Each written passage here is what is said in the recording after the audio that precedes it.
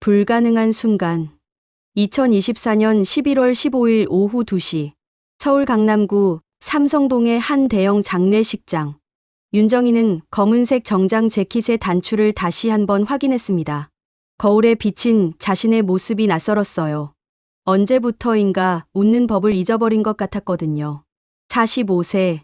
한때는 밝고 활발했던 여자였지만 지금은 20년 동안 아들을 찾아 헤매느라 모든 것이 지쳐버린 상태였습니다.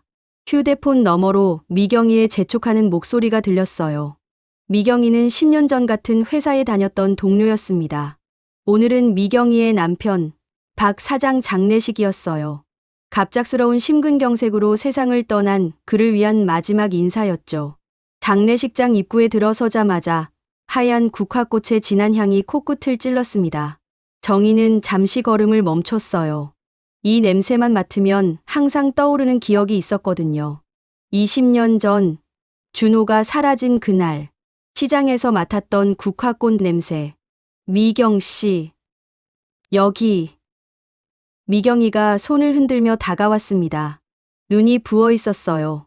결혼한 지 25년, 그녀에게는 남편이자 인생의 동반자였던 사람을 떠나보내는 것이 얼마나 힘들지 정희는 누구보다 잘 알고 있었습니다.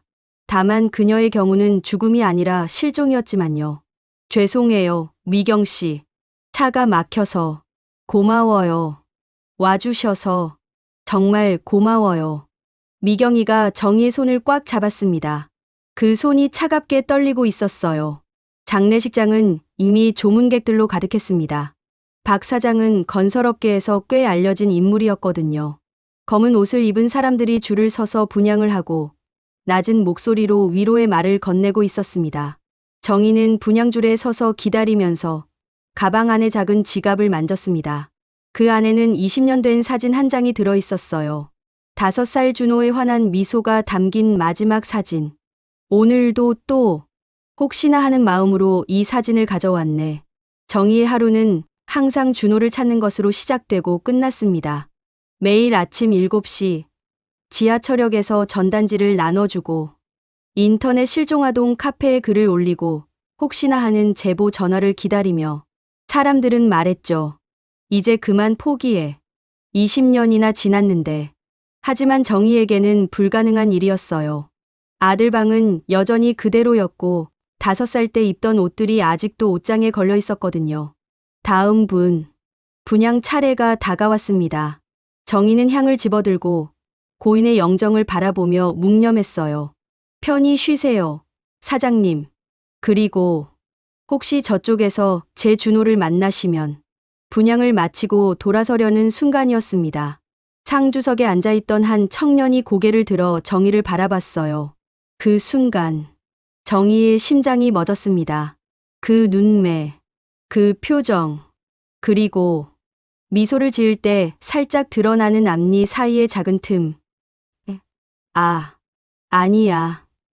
설마. 정희는 뒤로 한 걸음 물러났습니다. 다리에 힘이 빠지면서 옆에 있던 조화에 몸을 기댔어요. 심장이 너무 빨리 뛰어서 숨을 쉬기가 어려웠습니다. 청년은 20대 중반 정도로 보였어요. 키가 175cm쯤 되고 체격도 준호가 컸다면 저 정도일 것 같았습니다.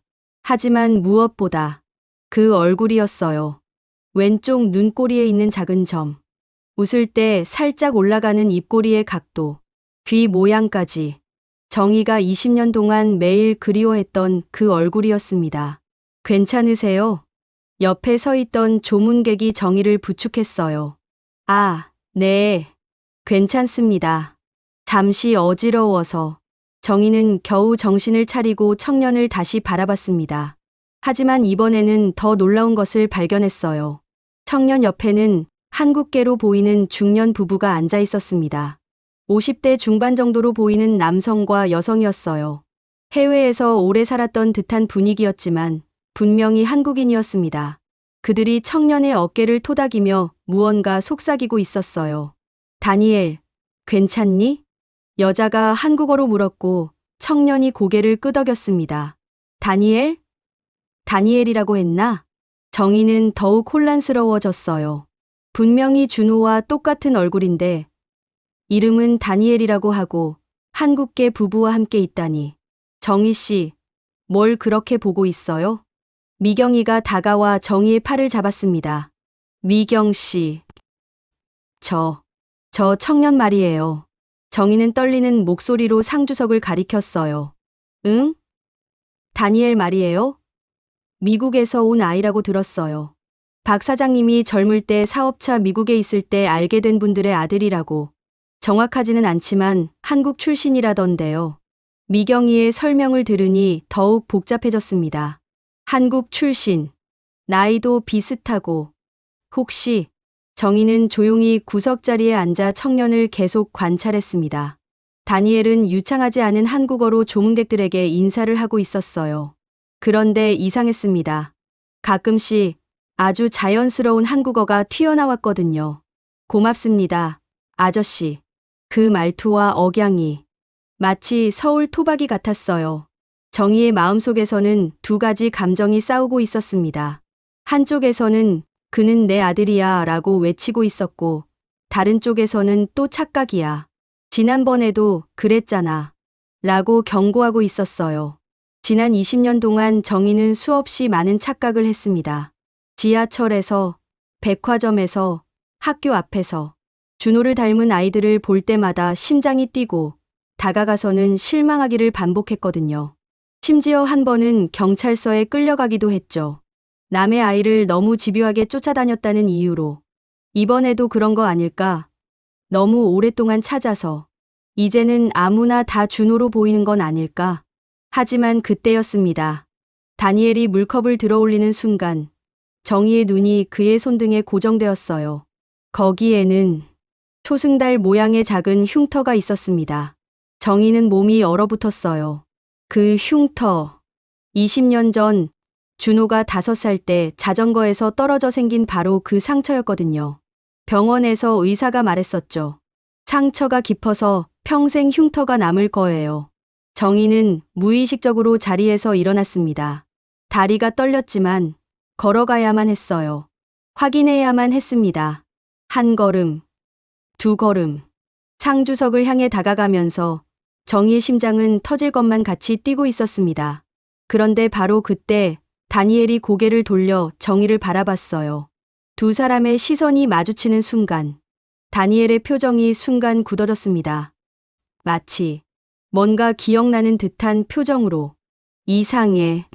왜 저 아줌마를 보면 가슴이 이상하게 뛰지? 장례식장 안에는 긴장감이 흘렀습니다. 모든 것이 정적 속에서 두 사람만이 서로를 바라보고 있었어요. 정희는 드디어 입을 열었습니다. 혹시 충격과 의심. 혹시 손등에 있는 그 흉터는. 정희의 목소리가 떨렸습니다. 다니엘은 깜짝 놀라며 자신의 손등을 내려다봤어요. 아, 이거요? 그가 영어 억양이 섞인 한국어로 대답했습니다. 언제부터 있었는지 정확히는 기억이 안 나요. 부모님께서는 어릴 때 다쳤을 거라고 하시는데 왜 그러시는데요? 그 순간 정희는 온몸에 전율이 흘렀습니다. 기억하지 못한다고? 하지만 그 흉터의 모양과 위치는 분명히 준호의 것과 똑같았어요. 언제부터 있었어요? 정희의 목소리는 더욱 떨렸습니다. 다니엘은 이상하다는 표정으로 정희를 바라봤어요. 글쎄요. 정확히는 기억이 안 나는데 엄마가 아주 어릴 때부터 있었다고 하시거든요. 왜 그런 걸 물어보시는지. 아주 어릴 때. 그 말에 정희의 심장이 더욱 빨리 뛰었습니다. 주변 조문객들이 하나둘씩 이들의 대화에 시선을 돌리기 시작했어요. 장례식장에서는 어울리지 않는 분위기였거든요. 샵샵샵 100에 230 정희의 간절한 확인 시도. 혹시 어린 시절에 좋아했던 노래가 있나요? 동요 같은. 정희는 떨리는 목소리로 물었습니다.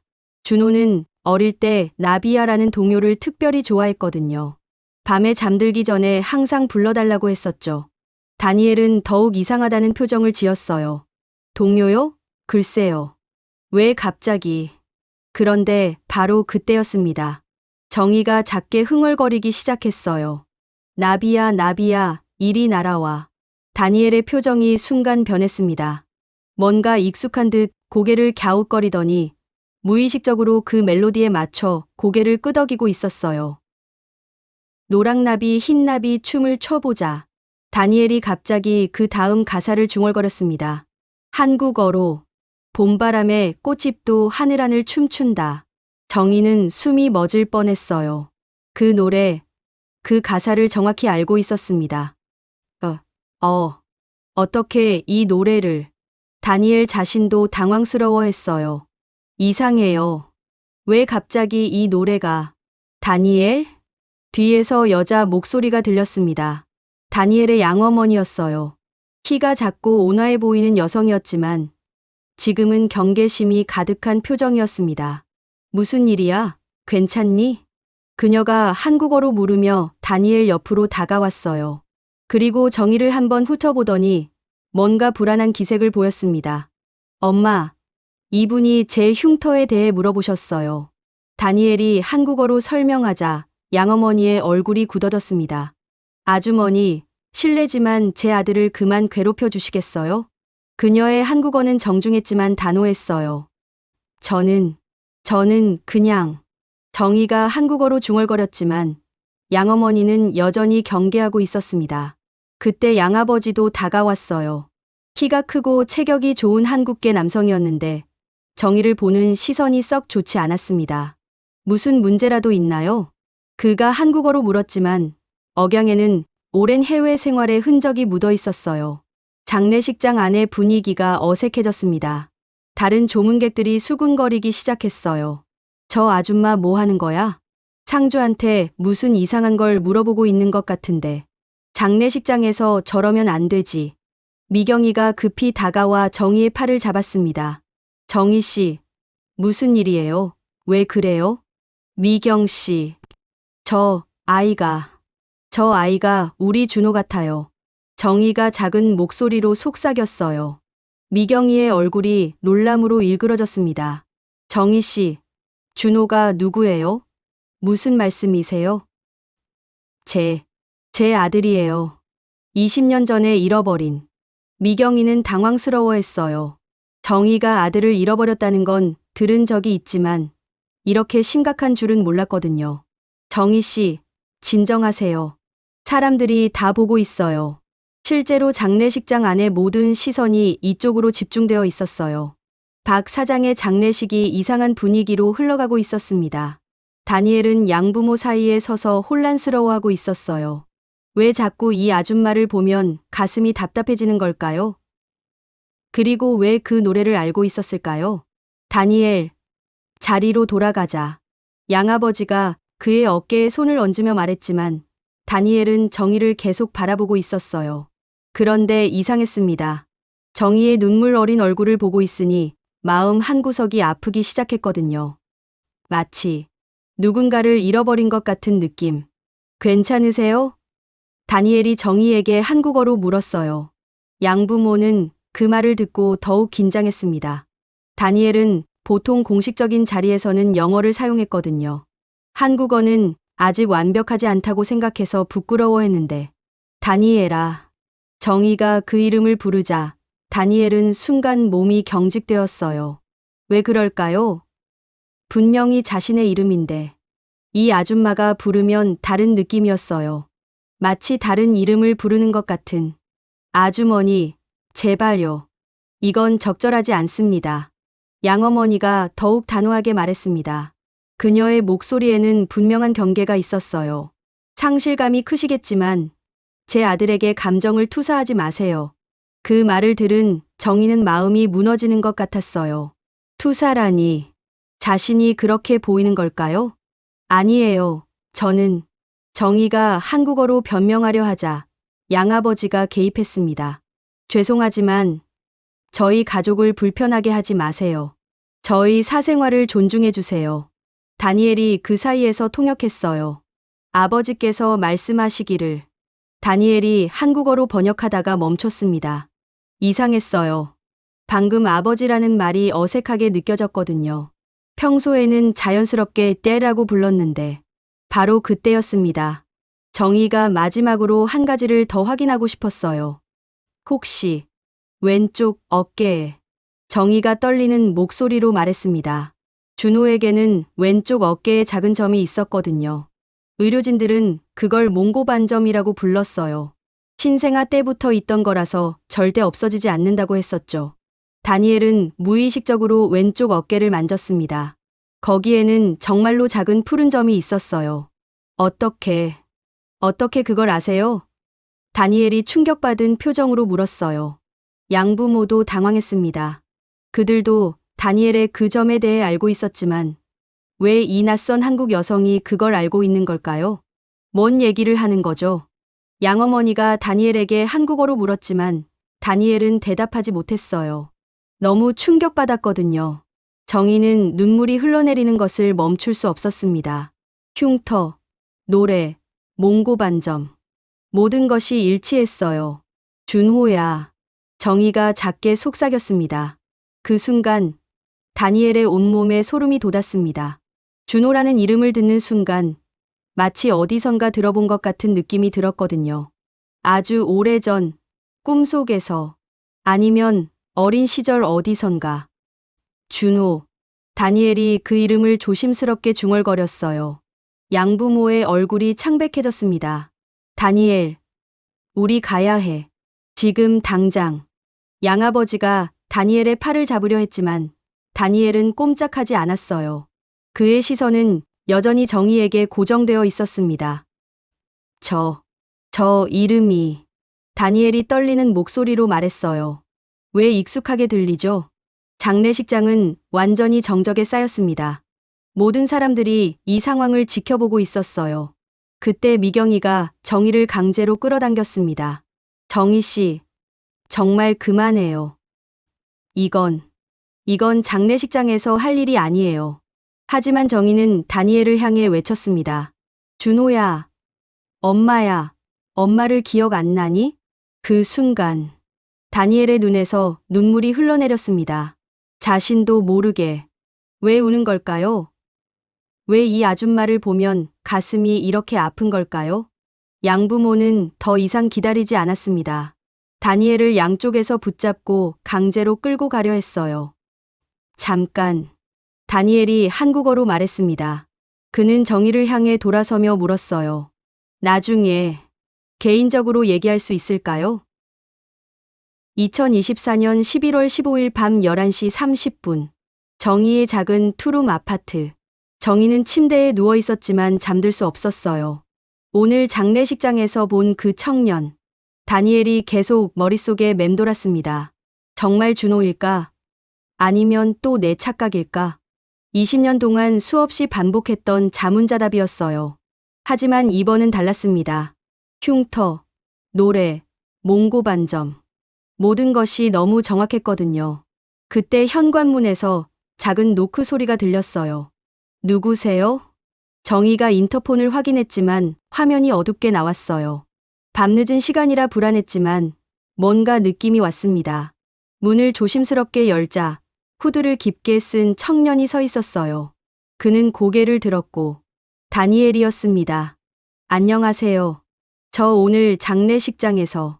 그의 목소리는 떨리고 있었어요. 다니엘, 어떻게 여기를. 죄송해요. 미경 씨 회사에 전화해서 물어봤어요. 혼자 올 수밖에 없었어요. 부모님께는 말 못했거든요. 정희는 심장이 터질 것 같았습니다. 그가 찾아온 것. 이건 우연이 아니었어요. 들어와요. 차라도 한 잔. 정희는 떨리는 손으로 다니엘을 안으로 안내했어요. 그는 작은 거실을 둘러보더니 벽에 걸린 사진들에 시선을 고정시켰습니다. 준호의 사진들이었어요. 돌 때부터 5살까지.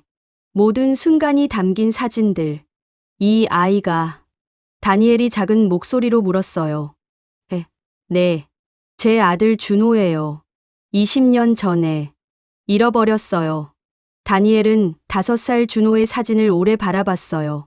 그 웃는 모습, 그 표정이 자신이 어릴 때 찍었던 사진과 너무 비슷했거든요. 정말 이상해요. 다니엘이 소파에 앉으며 말했어요. 오늘 당신을 보는 순간부터 가슴이 계속 아파요. 왜 그런지 모르겠어요. 정희는 조심스럽게 그 옆에 앉았습니다. 너무 가까이 가면 도망갈까봐 무서웠거든요. 다니엘, 어릴 때 기억은 얼마나 나요? 거의 없어요. 5살 이전은 완전히 비어 있어요.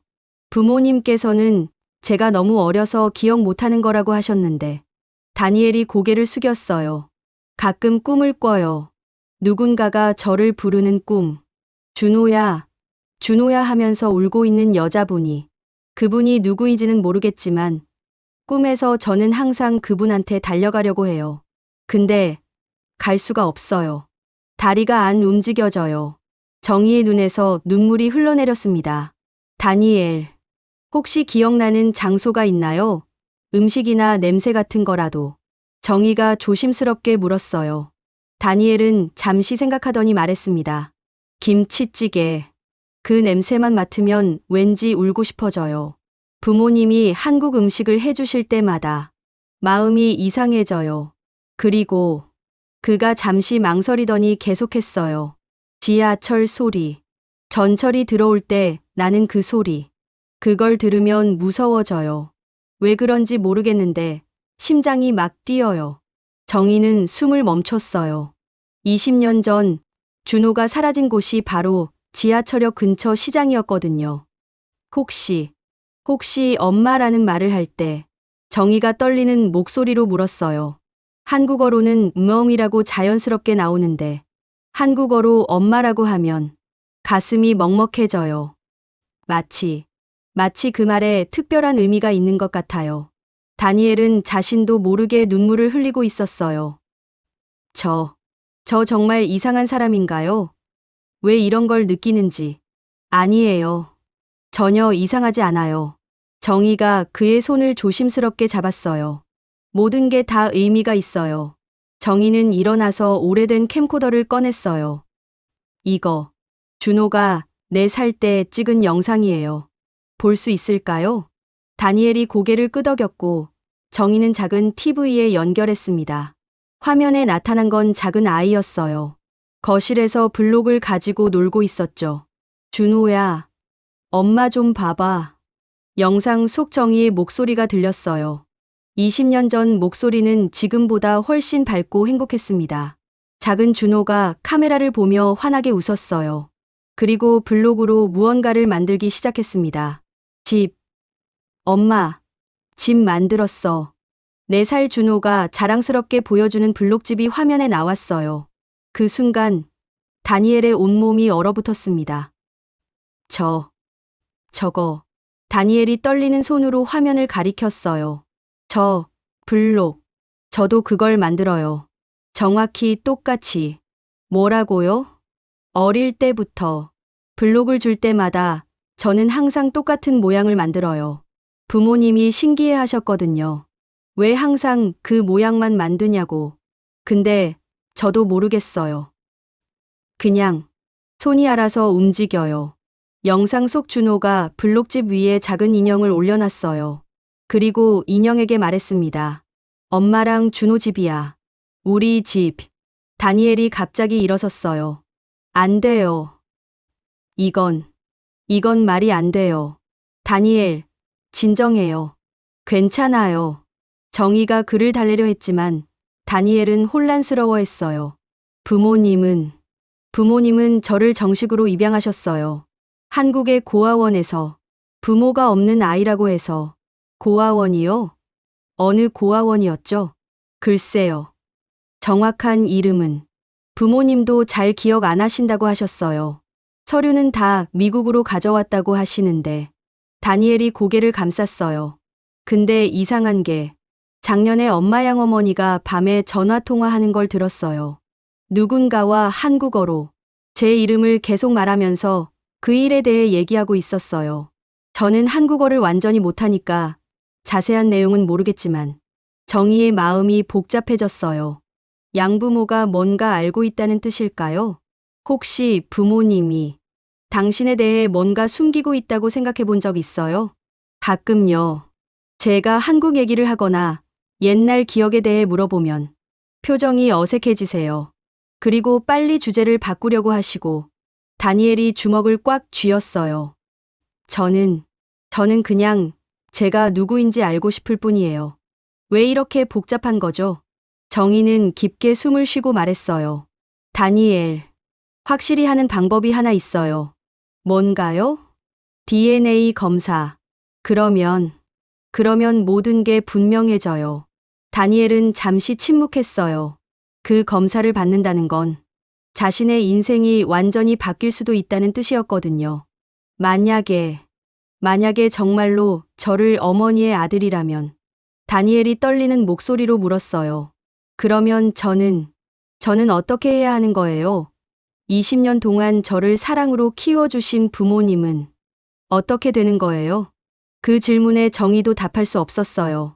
이기적으로는 아들을 되찾고 싶었지만 동시에 다니엘을 20년 동안 키운 양부모의 마음도 이해할 수 있었거든요. 우선 진실부터 알아야 해요. 그 다음에 우리가 함께 생각해봐요. 다니엘이 고개를 끄덕였어요. 네, 알겠어요. 검사 받아볼게요. 하지만 부모님께는 아직 말씀드리지 말아주세요. 결과 나올 때까지는 800-830 클리프행거 양부모의 등장. 바로 그때였습니다. 현관문에서 급한 노크 소리가 들렸어요. 그것도 여러 번, 강하게. 다니엘, 거기 있니? 양아버지 민수의 목소리였어요. 화가 나 있는 것 같았습니다. 거기 있는 거 다 안다. 문 열어. 다니엘의 얼굴이 창백해졌어요. 어떻게 여기까지. 정희도 당황했습니다. 양부모가 어떻게 이 주소를 알았을까요? 다니엘아, 제발 문 좀 열어줘. 아빠가 걱정된다고. 이번에는 양어머니 수지의 목소리였어요. 울고 있는 것 같았습니다. 현관문 밖에서 들리는 대화. 경찰을 불러야 할까? 아니, 아직은 안 돼. 내가 그 여자와 얘기해 볼게. 다니엘은 정희를 바라봤어요. 그의 눈에는 혼란과 두려움이 가득했습니다. 저 어떻게 하죠? 정희도 어쩔 줄 몰랐어요. 하지만 한 가지는 확신했습니다. 양부모가 이렇게 급하게 찾아온 것. 분명히 뭔가 숨기고 있는 게 있다는 뜻이었어요. 노크 소리가 더욱 강해졌습니다. 아주머니, 저희가 대화를 나눠야 해요. 문을 열어주세요. 수지가 한국어로 말했어요. 저희도 할 말이 있어요. 그 순간 정희와 다니엘은 서로를 바라봤습니다. 이제 피할 수 없는 순간이 온 것 같았어요. 정희가 문 쪽으로 걸어가려 하자 다니엘이 그녀의 팔을 잡았습니다. 잠깐요. 혹시 부모님이 처음부터 진실을 알고 있었던 건 아닐까요? 금지된 만남과 진실. 아주머니, 저희도 할 말이 있어요. 현관문 밖에서 들리는 수지의 떨리는 목소리. 정희는 다니엘을 바라봤어요. 그의 얼굴에는 두려움과 혼란이 뒤섞여 있었습니다. 다니엘아, 제발 문 좀 열어줘. 아빠가 걱정된다고. 민수 아버지의 목소리도 들렸어요. 한국어였지만 40년 미국 생활의 흔적이 묻어있는 억양이었습니다. 다니엘이 정희를 보며 작게 고개를 끄덕였어요. 이제 피할 수 없다는 듯이. 정희는 깊게 숨을 쉬고 현관문을 열었습니다. 문 밖에는 박민수와 김수지가 서 있었어요. 민수는 정장 차림이었지만 넥타이가 비뚤어져 있었고 수지는 잠옷 위에 급하게 코트를 걸친 상태였습니다. 두 사람 모두 밤새 잠을 못 잔 듯 지쳐 보였어요. 안녕하세요. 정희가 조심스럽게 인사했습니다. 다니엘, 수지가 아들을 보자마자 달려와 그를 끌어안았어요. 왜 이렇게 걱정시켜? 집에 없어서 얼마나 놀랐는지. 미안해요, 엄마. 그냥 궁금한 게 너무 많아서. 다니엘이 한국어로 대답했지만 목소리에 확신이 없었어요. 민수는 정희를 바라보며 말했어요. 들어가서 얘기해도 될까요? 밖에서 이러면 이웃들이 볼까 봐서요. 네 사람이 정희의 작은 거실에 둘러앉았습니다. 공기가 무거웠어요. 수지는 벽에 걸린 준호의 사진들을 보고 있었고 민수는 계속 손을 비비며 불안해하고 있었습니다.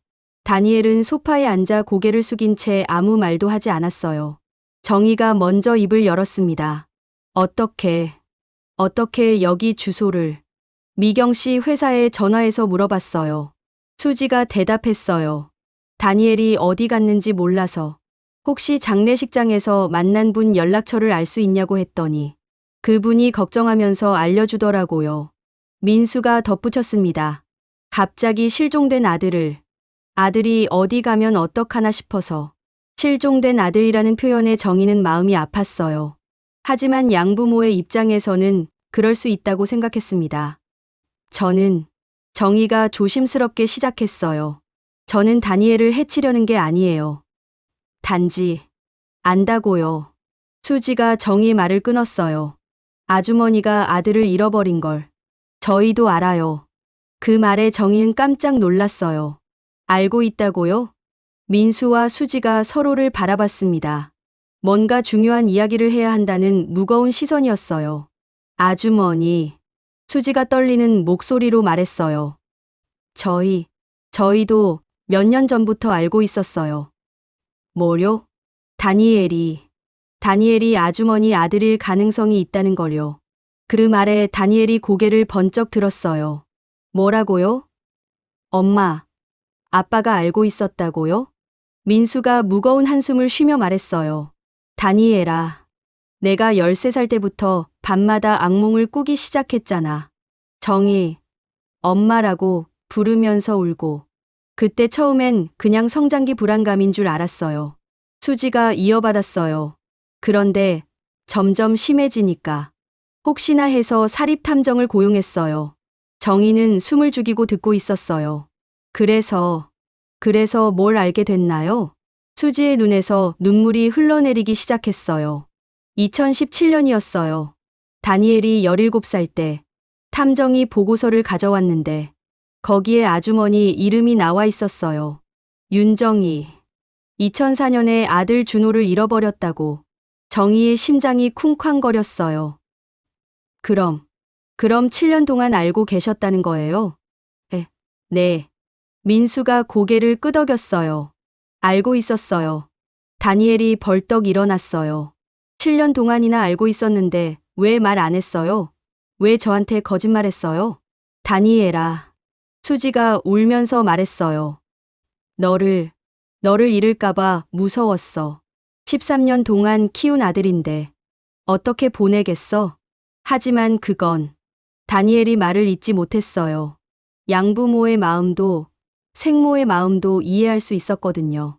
정희가 떨리는 목소리로 물었어요. 그럼 다니엘이 정말 제 아들이 맞나요? 민수가 가방에서 낡은 서류 봉투를 꺼냈어요. 이거 보세요. 그 안에는 2004년 입양 서류들이 들어있었어요. 하지만 정희가 본 것은 서류가 아니라 작은 사진 한 장이었습니다. 5살 준호가 입고 있던 파란색 티셔츠를 입고 있는 아이의 사진. 그런데 그 아이는 울고 있었어요. 낡은 인스턴트 사진이었는데 뒷면에는 작은 글씨로 이렇게 적혀 있었습니다. 김준호 -2004년 8월 15일 인천역 보호소에서 발견. 기억상실 추정. 정희는 그 사진을 보자마자 무너져 내렸어요. 준호야. 우리 준호. 수지가 계속 설명했어요. 당시 입양기관에서는 준호를 고아라고 했어요. 부모를 찾을 수 없고 아이도 기억상실 상태라서 신원 파악이 안 된다고. 기억상실이요? 네. 인천역 근처에서 3일 동안 헤매다가 발견됐대요. 심한 충격 때문에 자신의 이름도 집 주소도 기억하지 못했다고. 민수가 이어받았어요. 경찰에서도 실종신고와 연결하지 못했어요. 준호는 서울에서 실종됐는데 인천에서 발견됐으니까. 그리고 아이가 김준호라고만 중얼거려서 성까지는 확실하지 않다고 판단했나 봐요. 정희는 오열했어요. 20년 전 그날 자신이 얼마나 필사적으로 찾았는지. 하지만 아들은 인천에 있었던 겁니다. 저희도 처음엔 몰랐어요. 수지가 정희의 손을 잡으며 말했어요. 정말로 고아인 줄 알고 입양한 거예요. 그런데 다니엘이 자라면서 기억이 조금씩 돌아오기 시작한 거죠. 네. 13살 때부터 꿈에서 엄마를 찾아서 울고 한국 음식 냄새를 맡으면 울었어요. 그래서 혹시나 해서 조사를 해봤더니 민수가 또 다른 서류를 꺼냈어요. 사립탐정 보고서였습니다. 여기 다 나와 있어요. 윤정희 씨가 20년 동안 아들을 찾고 있다는 것도 실종된 날짜도 장소도 모든 게 일치했어요. 다니엘이 조용히 말했어요. 그럼 정말 저는 준호가 맞는 거네요. 그 말에 모두가 침묵했어요. 정희는 20년 만에 아들을 찾았다는 기쁨과 동시에 그를 20년 동안 사랑으로 키운 양부모에 대한 미안함이 복잡하게 얽혀 있었어요. 수지는 계속 울고 있었어요. 다니엘아, 엄마 미안해. 7년 동안 숨겨서. 하지만 너를 보낼 수가 없었어. 13년 동안 너를 키우면서 너는 우리 아들이 됐어. 피는 섞이지 않았지만. 엄마. 다니엘도 울기 시작했어요. 저도 엄마. 아빠 사랑해요. 그건 변하지 않아요. 하지만 다니엘이 정희를 바라봤어요. 저를 20년 동안 찾아주신 분도 계시잖아요. 정희가 조심스럽게 말했어요. 다니엘. 아니, 준호야.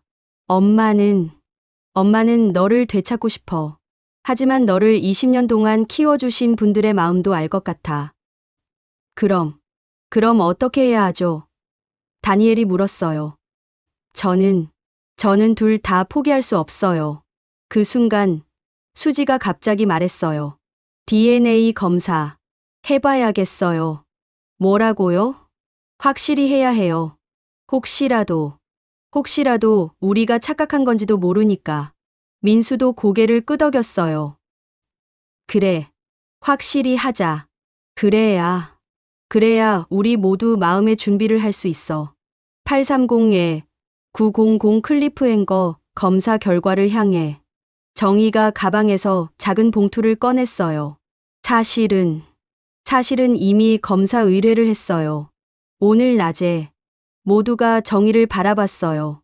다니엘이 여기 왔을 때 머리카락 한 올을 주워서 미안해요.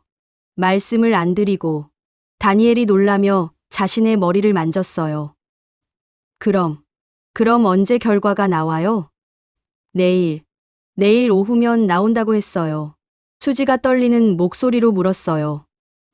그럼 내일이면 모든 게 확실해지는 거네요? 네. 침묵이 흘렀습니다. 내일이면 20년의 미스터리가 풀리는 거였어요. 하지만 동시에 누군가는 아들을 얻고 누군가는 아들을 잃을지도 모르는 순간이기도 했습니다. 다니엘이 일어서며 말했어요. 저 집에 가서 생각해 볼게요. 내일 결과 나오면 다시 만나요. 그가 현관으로 향하려는 순간 정희가 불렀어요. 준호야. 다니엘이 돌아섰어요. 그 순간 그의 얼굴에는 20년 전 5살 준호의 모습이 겹쳐 보였습니다. 네. 엄마.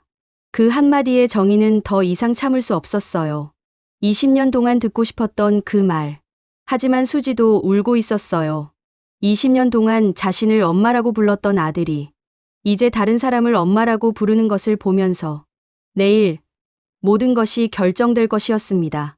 2024년 11월 16일 결과가 나오는 날 정희는 새벽 5시부터 잠을 못 이뤘어요. 커피를 끓이고 설거지를 하고 청소를 하면서도 계속 시계만 바라봤습니다.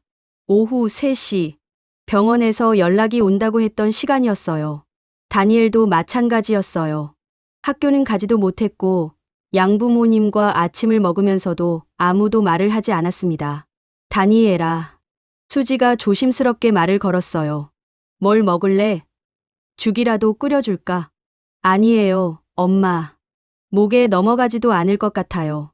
민수 아버지도 회사에 가지 않고 집에 있었어요. 20년 만에 아들을 키운 가족이 흩어질지도 모른다는 생각에 마음이 무거웠거든요. 오전 11시쯤 정희의 휴대폰이 울렸어요. 여보세요? 정희 씨, 나 미경이에요. 괜찮아요? 어젯밤에 무슨 일 있었다며요? 응, 복잡해. 오늘 모든 게 결정날 것 같아. DNA 검사 결과, 응. 미경이가 한참 침묵하더니 말했어요. 정희 씨, 무슨 결과가 나오든 너무 극단적으로 생각하지 마세요. 20년 동안 그 아이를 키운 사람들도 있잖아요. 정희는 그 말이 마음에 와닿았어요. 자신도 같은 생각을 하고 있었거든요. 오후 2시 58분. 정희는 휴대폰을 꽉 쥐고 앉아 있었어요. 2분만 더 기다리면 20년의 미스터리가 풀릴 거였습니다.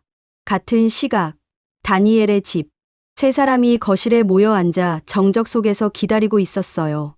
다니엘은 다리를 떨고 있었고, 수지는 손수건으로 눈물을 닦고 있었으며, 민수는 계속 손을 비비고 있었습니다. 셋이 정각, 따르릉, 따르릉. 정희의 휴대폰이 울렸어요. 여보세요. 네, 윤정희입니다. 안녕하세요. 서울대학교병원 유전자 검사실입니다. 결과가 나왔습니다. 정희의 심장이 멎는 것 같았어요. 결과가 99.9% 일치합니다. 모자 관계가 확실합니다. 그 순간 정희는 휴대폰을 놓칠 뻔했어요. 20년 만에 드디어. 감사합니다. 정말 감사합니다. 정희는 울면서 전화를 끊었어요. 그리고 바로 다니엘에게 전화를 걸었습니다. 여보세요? 다니엘의 떨리는 목소리가 들렸어요. 준호야. 99.9%야. 너는 정말 엄마의 아들이야. 전화기 너머로 조용한 소리가 들렸어요. 그리고 수지의 울음소리도. 정말요? 정말. 저는 준호가 맞나요? 응. 맞아. 우리 준호가 맞아. 다니엘도 울기 시작했어요. 복잡한 감정이었어요. 기쁨과 혼란, 그리고 양부모에 대한 미안함이 모두 섞여 있었거든요. 그럼 이제 어떻게 해야 하죠? 정희도 대답할 수 없었어요. 아들을 찾았다는 기쁨은 컸지만 동시에 20년 동안 그를 키운 사람들의 마음을 생각하면 우선 만나자. 다 같이 만나서 얘기해 보자. 네, 알겠어요. 전화를 끊은 후 다니엘의 집은 완전한 침묵에 빠졌어요. 수지가 먼저 말했어요. 다니엘아, 축하해. 드디어 내 진짜 엄마를 찾았구나. 그 말에는 슬픔과 축복이 동시에 담겨 있었어요. 엄마. 다니엘이 수지를 끌어안았어요. 엄마도 제 진짜 엄마예요. 20년 동안 저를 키워주셨잖아요. 민수도 다가와서 아들을 안았어요. 아들아, 우리가 어떻게 해야 할까? 정말 모르겠다. 저녁 7시, 정희의 집. 이번에는 네 사람이 더 편안한 분위기에서 마주 앉았어요. DNA 결과로 모든 것이 확실해졌으니 이제는 미래를 결정할 시간이었습니다. 우선 정희가 입을 열었어요. 20년 동안 준호를, 다니엘을 사랑으로 키워주셔서 정말 감사해요. 아니, 감사하다는 말로는 부족해요. 수지가 고개를 저었어요. 아니에요. 저희도 다니엘 덕분에 행복했어요. 아이가 없던 저희에게 천사 같은 아들을 보내주셔서 도리어 저희가 감사해야죠. 다니엘이 말했어요. 저는 정말 복잡해요. 제 진짜 엄마를 만났다는 게 기쁘지만 20년 동안 저를 키워주신 부모님을 떠날 수는 없어요. 그 말에 모두가 고개를 끄덕였어요. 당연한 마음이었거든요. 정희가 조심스럽게 제안했어요. 혹시 우리가 다 함께 가족이 될 수는 없을까요? 다 함께요? 네. 준호에게는, 다니엘에게는 엄마가 2명, 아빠가 1명 있는 거죠. 혈연으로 연결된 엄마와 사랑으로 연결된 엄마, 아빠가. 수지의 눈에서 눈물이 흘렀어요. 정말 그렇게 할 수 있을까요? 저희 같은 사람들과. 왜 안 돼요? 정희가 수지의 손을 잡았어요. 우리 다 준호를, 다니엘을 사랑하잖아요. 그보다 더 중요한 게 있을까요? 민수가 말했어요. 사실 저희도 그런 생각을 해봤어요. 다니엘을 독차지하려는 게 아니라 다니엘이 행복할 수 있는 방법을. 다니엘이 눈물을 닦으며 말했어요. 정말요? 정말 그렇게 할 수 있어요? 저는 정말 두 엄마, 한 아빠를 모실 수 있을까요? 정희가 웃으며 말했어요. 물론이지. 사랑은 나누면 더 커지는 거니까. 그리고 정희가 잠시 망설이더니 계속했어요.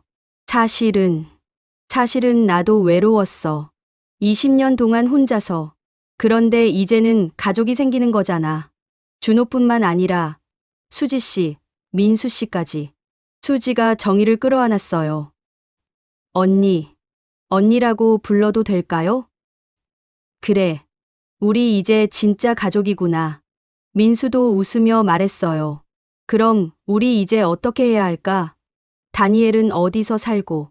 다니엘이 말했어요. 저는 지금처럼 엄마, 아빠와 함께 살고 싶어요. 하지만 정희 엄마와도 자주 만나고 싶고, 주말에는 정희 엄마 집에서 자기도 하고. 좋은 생각이야. 정희가 끄덕였어요. 그리고 명절 때는 다 같이 모이고, 크리스마스도. 수지가 밝게 말했어요. 우리 다 같이 보내요. 6개월이 지났습니다.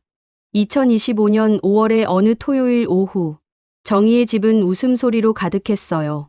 정희 엄마, 김치찌개 정말 맛있어요. 다니엘이 엄지를 치켜 세웠어요. 그래? 수지 엄마 김치찌개와 어때?